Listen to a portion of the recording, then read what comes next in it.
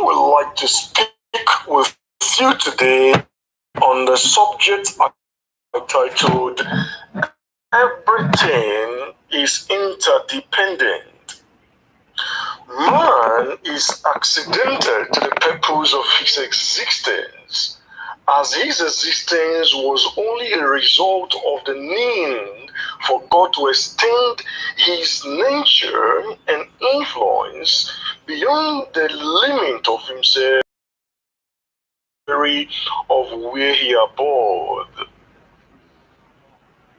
Therefore, purpose preceded and is the basic motivation that underlines any creation.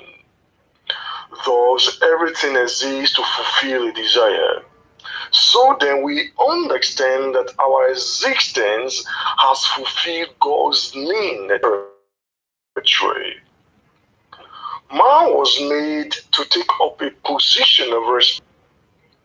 Before his creation, God has planned what will be his work.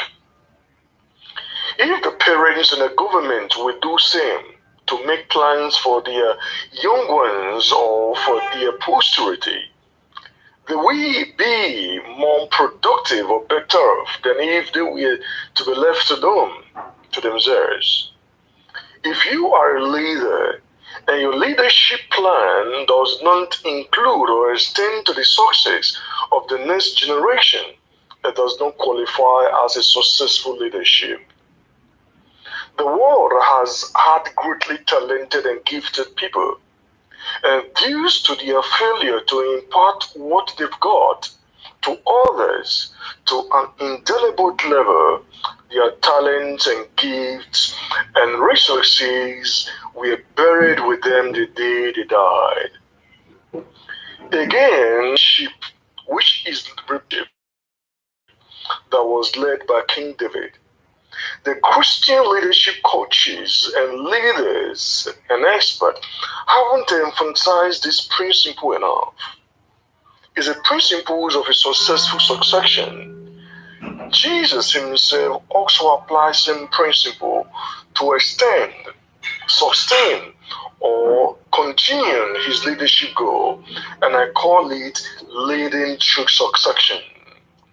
Every visionary person should be able to set a cardinal goal, both for itself and its succession. This happens when a leader sets a timeless goal to remain relevant to the generations to come to fulfill. When Jesus was leaving the earth, he gave charge to his followers as to what must be their priority goal. And that goal is called today. That purpose is the central motivation of the Christian leadership endeavor. As a leader, what is meant for the generations to come to find relevant enough to give themselves to fulfill? This is for his successor, King Solomon, to actualize his goal to raise an adorable edifice to the worship of God during and after his generation. He thought that if he had trusted all the responsibility to his young son to meet all the essentials for the prospective worship center, not only would it be so much work for him to do, but the project might not be accomplished during his lifetime and might have to be carried over to the third generation. As a result, he collected every not only will an effective leader provides a goal for its successor, but they make also provisions in advance for the successful accomplishment. The failure and the degeneration of most leadership today is relatively linked to the failure of a succession planning. God does not create a thing just for the fun of it.